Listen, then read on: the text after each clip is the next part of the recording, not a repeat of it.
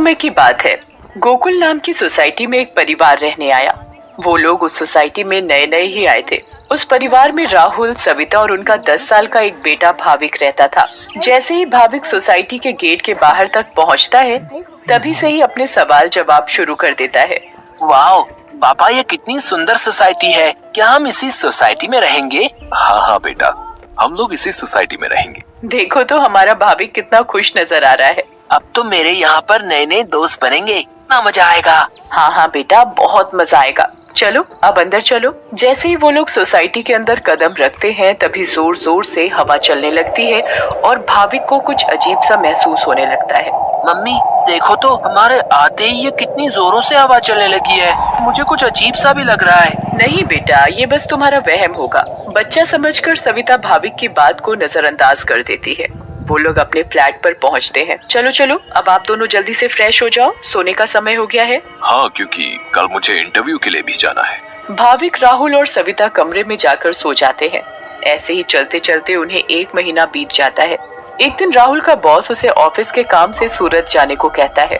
ये तो कितनी अच्छी खबर है। मैं ये बात सोसाइटी जाकर सविता और भाविक को बताऊंगा, तो वो दोनों भी बहुत खुश हो जाएंगे। राहुल घर जाकर ये बात सविता और भाविक को बताता है। सविता, ओ सविता, कहाँ हो तुम? तुम्हें एक खुशखबरी देनी है। अरे हाँ हाँ, क्या हुआ? इतना क्यों चिल्ला रहे हैं आप? हाँ पापा, क्या हुआ? आप इतने खुश क्यों नजर आ रहे हो? अरे खुश ना हो तो क्या करूं, बात ही ऐसी है। अब आप बताएंगे भी, क्या बात है? मुझे मेरी नौकरी की तरफ से सूरत ले जा रहे हैं। बहुत बड़ा प्रोजेक्ट है।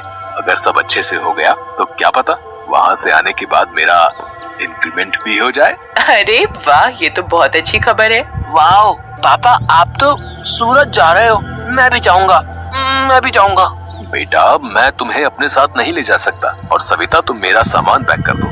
मुझे आज ही रात 12 बजे तक निकलना है। मैं बस कुछ ही दिनों के लिए जा रहा हूँ। सविता राहुल का सामान पैक कर देती है और राहुल उसी रात 12 बजे सूरत के लिए निकल जाता है। चलो भाविक, अब तुम भी जल्दी से दूध पीकर कमरे में सोने चलो।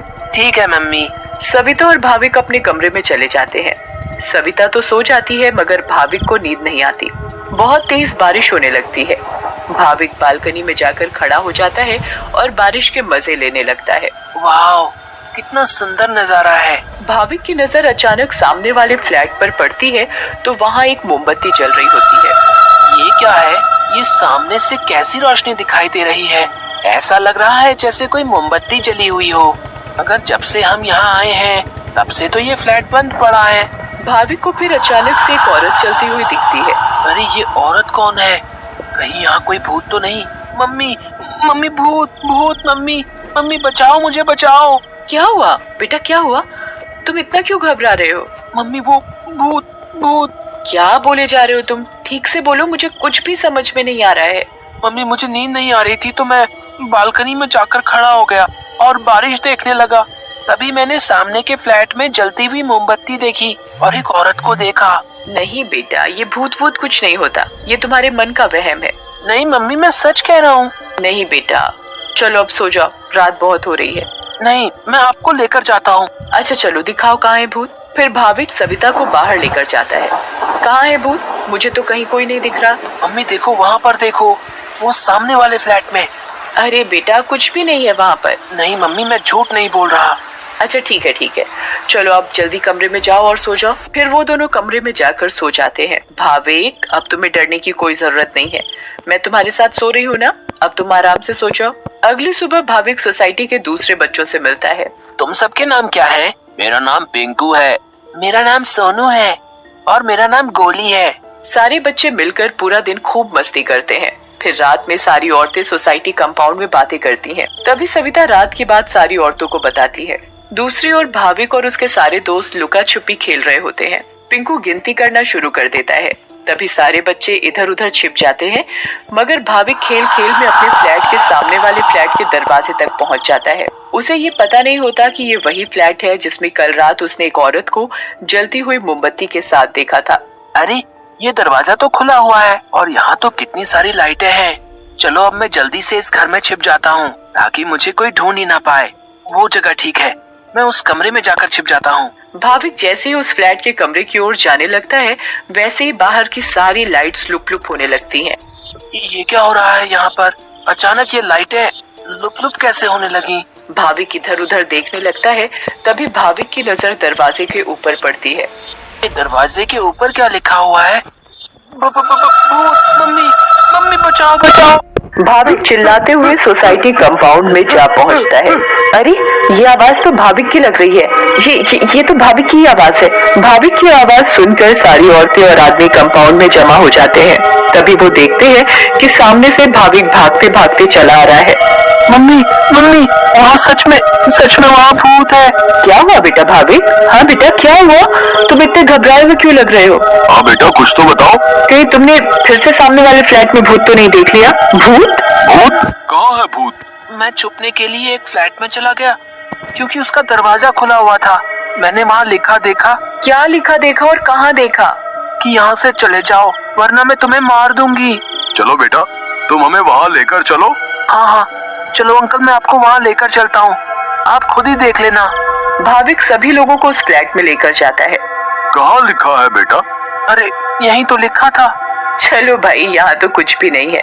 बेटा भाविक, चलो अब चलो। सभी लोग भाविक को वहाँ से ले जाते हैं, मगर भाविक उस दरवाजे को देखते देखते चलता है। नहीं अंकल, मैं सच बोल रहा हूँ। हमें इस बच्चे की बात एक बार मान लेनी चाहिए और आज रात मिलकर सोसाइटी पर नजर रखनी चाहिए। हाँ, आप सही बोल रहे हो। क्या पता ये सब सच हो। तो ये तय रहा कि आज रात हमारे पति सोसाइटी की देखभाल करेंगे। उस रात 3 आदमी सोसाइटी के गेट पर खड़े रहकर सोसाइटी की देखभाल कर रहे थे। मुझे जरा बाथरूम जाना है, मैं बस अभी जाकर आता हूँ। हाँ ठीक है, तुम होकर आओ। क्या हुआ जी?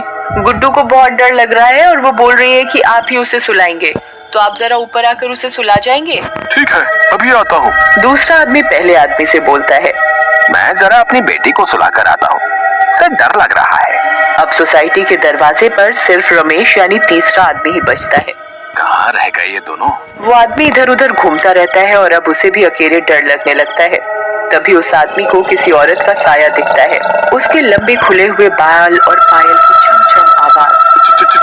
चुड़ैल, बचाओ बचाओ, चुड़ैल। फिर अचानक वो चुड़ैल उसके सामने आ खड़ी होती है और आदमी बहुत तेज चिल्लाता है और वहीं बेहोश हो जाता है। अरे, ये चिल्लाने की आवाज किसकी आई? हाँ, आवाज तो मुझे भी आई। चलो चलकर देखते हैं। सारे सोसाइटी वाले अपनी बालकनी में आ जाते हैं तो वो क्या देखते हैं कि वहाँ रमेश बेहोश पड़ा हुआ था। ये आवाज कैसी आई थी? फिर सोसाइटी वाले नीचे आ जाते हैं तो वो वहाँ पर रमेश को जमीन पर पड़ा हुआ देखते हैं। सब जल्दी से नीचे आते हैं। सविता और भाविक भी नीचे आ जाते हैं। अरे, कोई इन्हें होश में लाओ। उठिए भाई साहब, उठिए। फिर कुछ ही देर में रमेश को होश आता है और वो सारी बात सोसाइटी वालों को बताता है जो उसके साथ कुछ देर पहले हुई थी। तभी सोसाइटी में अजीब सी आवाजें आने लगती हैं। मम्मी, देखा ना, मैंने बोला था ना कि भूत है। हाँ बेटा, तुम सही कह रहे थे। तभी सोसाइटी के बीचों बीच धुआं उठने लगता है और वहाँ वो चुड़ैल आ जाती है। कौन हो तुम और क्यों हमें इतने दिनों से परेशान किया हुआ है? हाँ, बताओ, क्यों तुमने इतने दिनों से इन लोगों को परेशान किया हुआ है? हम भी तो इसी सोसाइटी में रहते हैं। तुमने कभी हमें तो परेशान नहीं किया, तो इन लोगों को ही क्यों? हाँ, बोलो बोलो।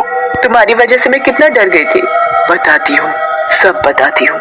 कई सालों पहले जब मेरी शादी हुई तो मैं और मेरे पति रवि सविता के सामने वाले फ्लैट में रहने आए। हम बहुत खुश थे, पर अचानक मेरी माँ की तबीयत खराब होने की वजह से मुझे कुछ दिन के लिए यहाँ से जाना पड़ा। और तभी सविता के फ्लैट में एक बहुत सुंदर लड़की रहने आई। रवि उस लड़की को पसंद करने लगे थे और वो लड़की भी। उस लड़की को ये बात नहीं पता थी कि रवि शादीशुदा है। मैं जब वापस आई और मुझे ये सब पता लगा तो मैंने रवि को समझाने की बहुत कोशिश की, बहुत लड़ाई की, पर वो नहीं माने। रवि मुझे छोड़कर उस लड़की से शादी करना चाहते थे और एक दिन रवि और वो लड़की चुपके से अचानक कहीं चले गए। मैंने उन्हें ढूंढने की बहुत कोशिश की मगर वो मुझे कहीं नहीं मिले। और एक दिन मैंने उन दोनों को बाजार में साथ देखा। उन दोनों ने शादी कर ली थी। मैं भागते हुए घर आई और ये बात मुझसे बर्दाश्त नहीं हुई और उसी रात मैंने फ्लैट से कूदकर अपनी जान दे दी। और उस दिन से इस फ्लैट में किसी को रहने नहीं देती जिसमें सविता और उसका परिवार रहता है। हमें बहुत दुख हुआ सुनकर जो भी तुम्हारे साथ हुआ, पर इसमें मेरे और मेरे परिवार का क्या कसूर है? हाँ आंटी, आप तो अच्छी आंटी हो, ऐसे कैसे कर सकती हो? चुड़ैल भाभी की मासूमियत देखकर पिघल जाती है। ठीक है, अब मैं तुम लोगों को कभी परेशान नहीं करूंगी। ऐसा कहते ही वो चुड़ैल हवा में गायब हो जाती है और कभी किसी को परेशान नहीं करती।